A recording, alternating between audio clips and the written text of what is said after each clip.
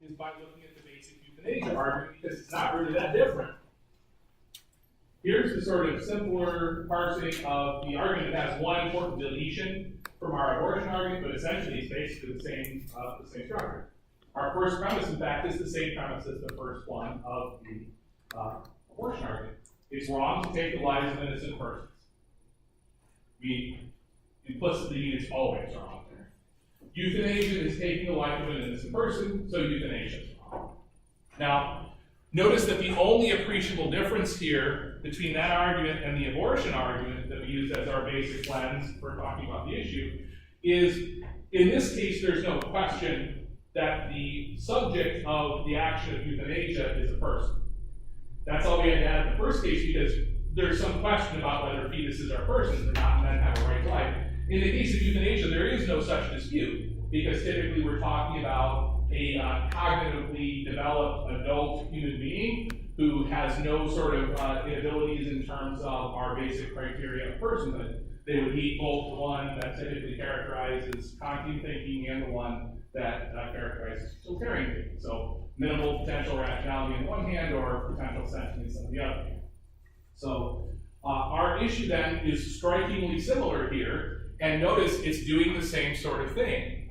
It's playing the right to life against issues concerning quality of life, and predictably then we're going to get relevantly similar perspectives. The Kantian is typically going to endorse premise one fully and argue that quality of life cannot be used as an excuse to violate someone's right to life. Utilitarians, on the other hand, are not in such a position. They may think that in certain circumstances it is reasonable to adjudge that a life is not worth living because particularly of its sort of characteristics involving things that utilitarians think are important. So how do utilitarians judge the quality of life in terms of what?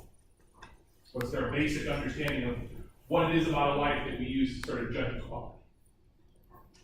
Happiness, and happiness is made up of what? Pleasures. Pleasures of the intellectual and bodily sort, and pains. So the quality of your life corresponds to your condition. Now, what utilitarians think is that there can coherently be understood lives that are not worth living because their quality is so poor.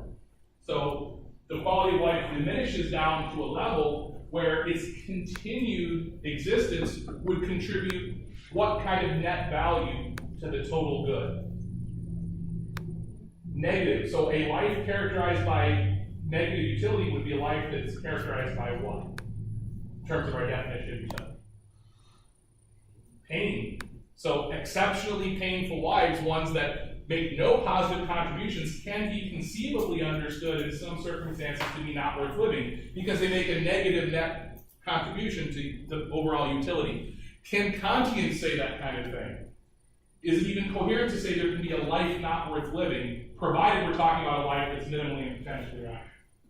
They can't say that. They can't make judgments about the relative values of lives because life has absolute value, provided, again, it's a minimally, potentially rational life. So that telegraphs immediately then what they're going to say about euthanasia.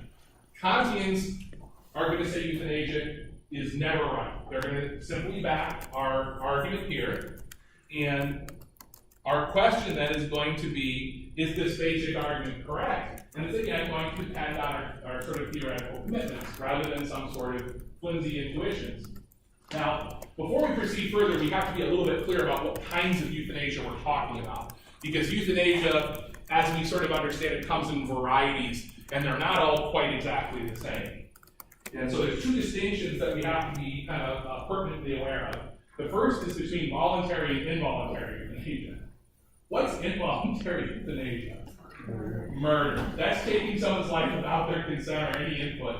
That's pretty much, with the exception of one weird case, totally forbidden. We think everybody thinks that's wrong. But voluntary euthanasia is a different story.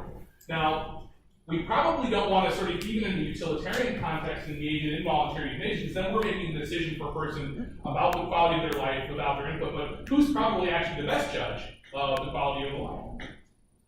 The person who we're talking about. So that's why the voluntariness issue becomes important even for utilitarians, because if we want to know whether a person has a sort of reasonable quality of life that they want to continue living, we just have to ask them. So the voluntariness aspect becomes important. We're also going to see that there's another dimension in which kinds of euthanasia are judged. That's the passive versus active distinction. So passive euthanasia is withdrawing life support and then letting someone perish. What then is active euthanasia? Giving them drugs that would actually terminate their life. So it's a more active intervention.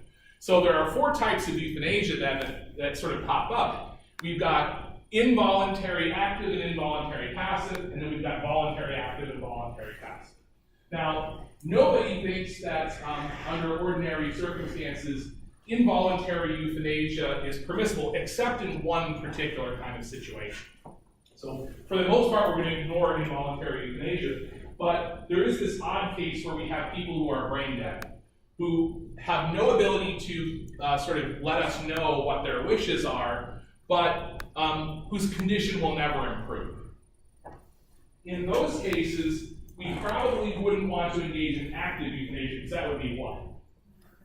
It would be kind of murdering a brain dead person.